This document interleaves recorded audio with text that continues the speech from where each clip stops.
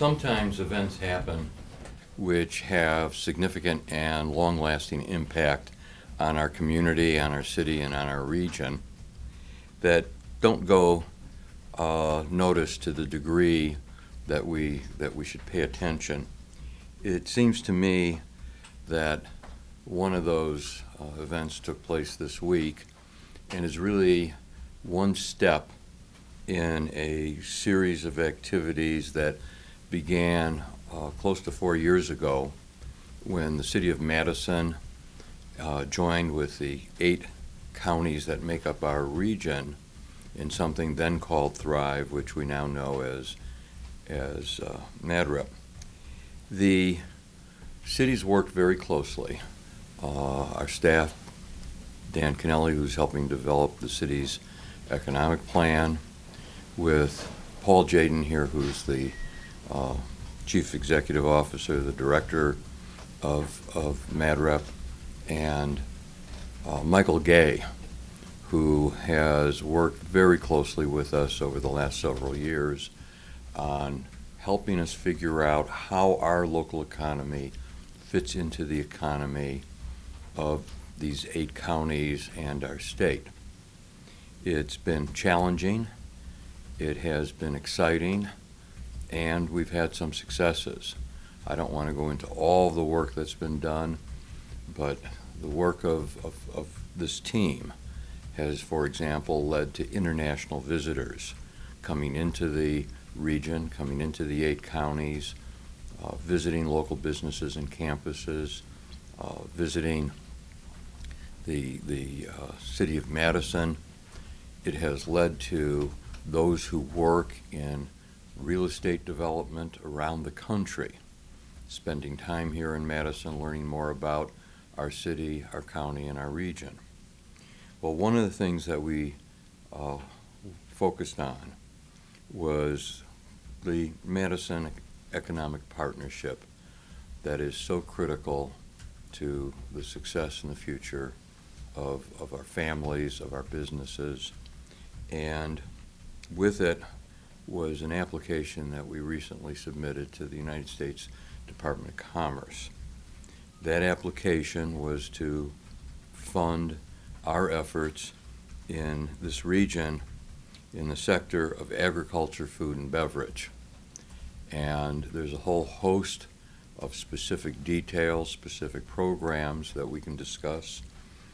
They include everything ranging from looking at supply chains to our feed kitchen, to the Culinary and Technology Center at MATC, and of course our own public market. The times are changing, but interestingly enough, we are both looking backward and forward. What made Madison and this part of the state important over 100 years ago was agriculture, aggregation, utilizing the vast resources of one of the richest farming areas in the world. Somewhere along the way, we got away from that. And now as we look at all the varying interests in food, growing and harvesting, producing it, processing it, getting it into the hands and the stomachs of hundreds of thousands of people, focusing on nutrition, focusing on health. We are rediscovering some of the most important aspects of our history and of our future. It's not to say that we aren't cognizant of changes in technology, because modern agriculture, modern processing, modern distribution does involve new technologies.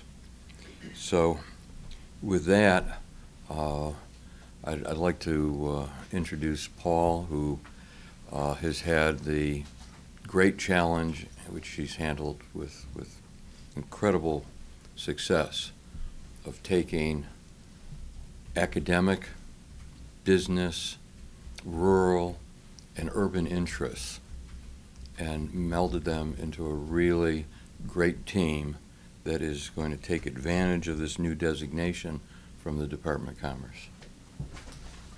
Thanks very much, Mayor. I would like to just share with you some basics about what exactly was achieved yesterday, and preface that by pointing out once again that Michael Gay, my Senior Economic Development VP, along with two other people from our staff, Craig Kettleston and Jim Park-Higby, and a very significant assistance from UW Extension through Matt Curris, were the people who did the bulk of the research, all of the writing, and it's something that's been going on for 2 years.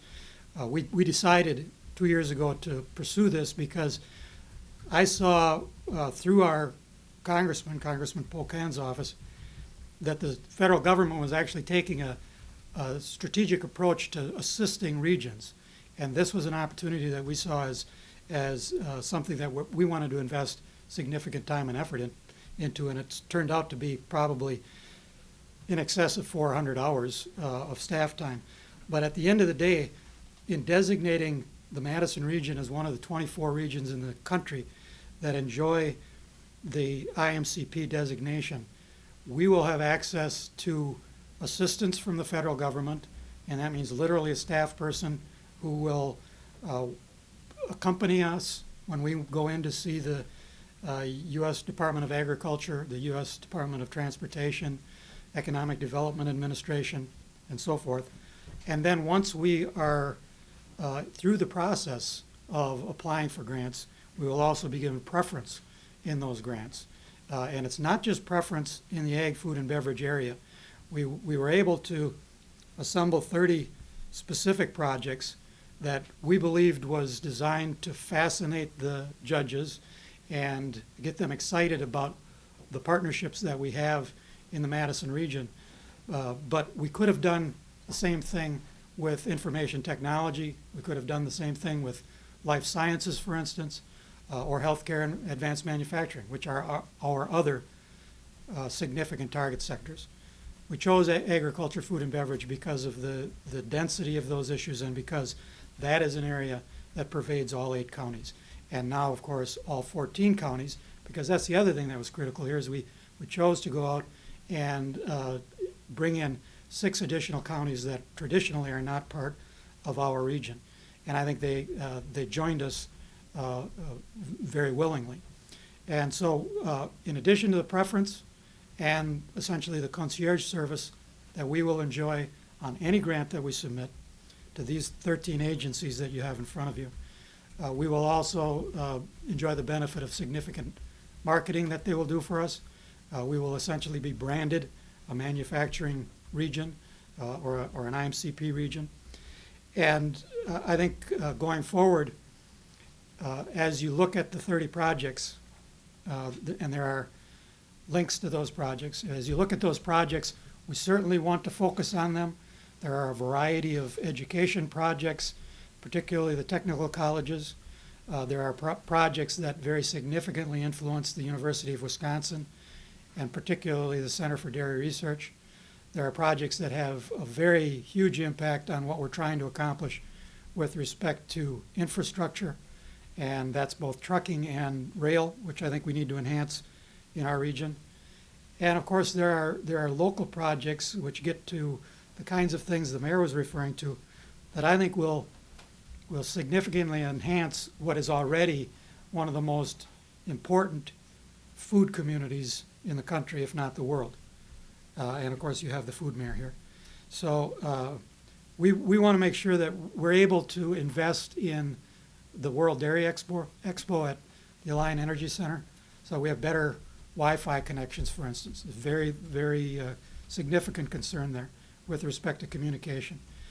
And I'm going to be very blunt. I think the top priority for us is the Madison public market.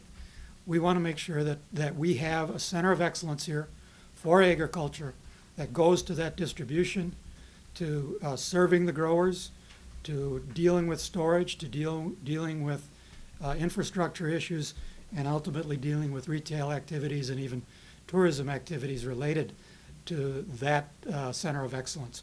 So it's a very significant designation. It's one that gives us an ability to move projects forward that might have otherwise languished, and it's also giving us the ability to accelerate projects that we know we're going to get to the finish line regardless of this grant. But we can accelerate them because of the grant.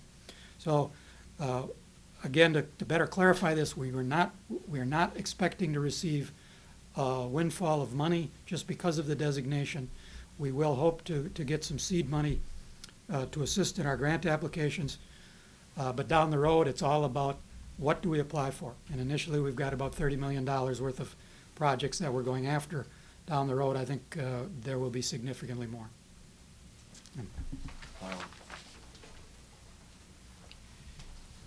I just want to mention that after Michael speaks, we'll be glad to take questions. I think Dan Kennelly's still there, right? Alderwoman Rebecca Kemble, who represents an area of the city which will be heavily impacted by a lot of these decisions, is here. And with that, Michael, thanks. It's obviously a great day for the city and a great day for the region, and pleased to be a part of it. Having spent a decade working for the city and seeing some of these projects start and being planned, now being implemented, it's extremely rewarding. You know, I did work on the grant and excited to work with all the city staff, particularly the mayor's staff and the Economic Development Division. Dan, Matt, and Ruth and Peggy were very helpful in the application. I'm just going to leave it at that, and I'll say that if you want any specifics on the 30 projects that are inside the application, I can go over some of those details. They're all critical: supply chain, capital, resources, sites and infrastructure, talent, international, and branding. And there's 30 projects in those 6 categories that are very crucial to moving this project forward, this region forward in ag, food, and beverage. So I'll leave those comments. We can talk about them later. Thank you. Any questions? Are you guys, in terms of these projects, are you doing anything with the Organic Valley Farmers Co-op in southwestern Wisconsin? Is that part of the additional 6 counties? Vernon comes in, and in fact, Organic Valley Organic Valley was a part of our initial application a year and a half ago, and we had 42 projects then, and we've reduced it to 30 because of a variety of issues with some of the other 12, and because of the feedback we got from the EDA the first time around. So yes, it's very likely we will be cooperating and collaborating with Organic Valley and their co-op and other co-ops as well.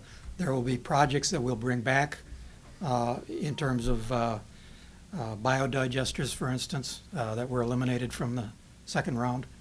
And I think I'd like to call your attention to the consortium that we put together. This, for example, tells you who all the partners are, and it's a partnership that we put together that was going to go forward regardless of whether we got the designation or not. And you can see that we've got eight different sectors of participation and probably hundreds of partners.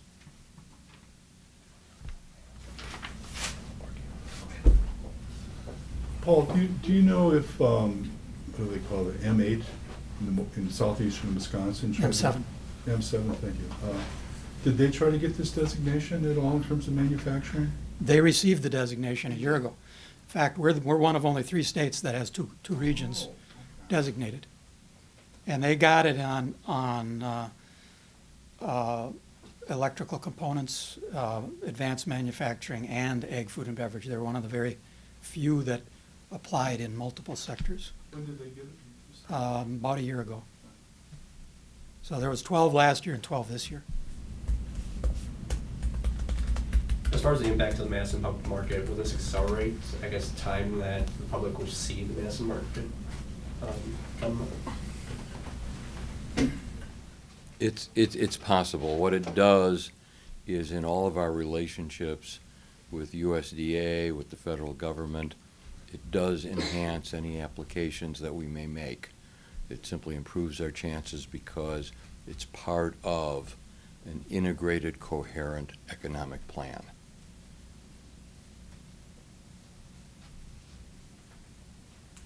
Anything else?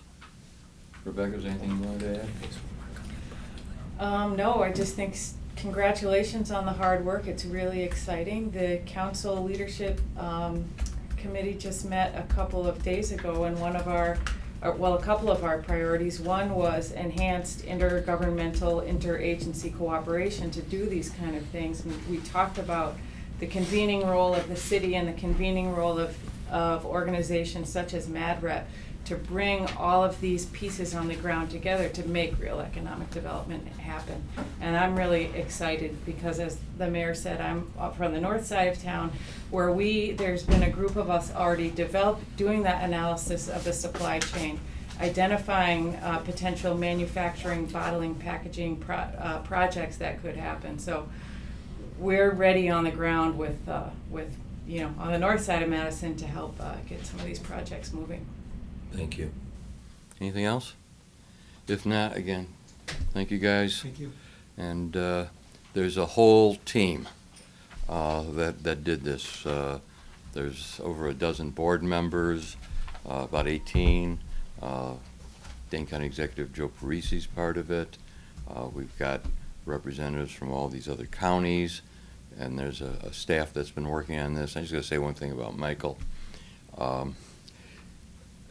He lives and dies with every one of these applications. We're not successful all the time, but his knowledge and his determination was very critical, along with, as he mentioned, Dan from our staff, Matt and the others, in getting us this designation, which is going to improve the probability of success in all these projects. So, thank you very much. Take care.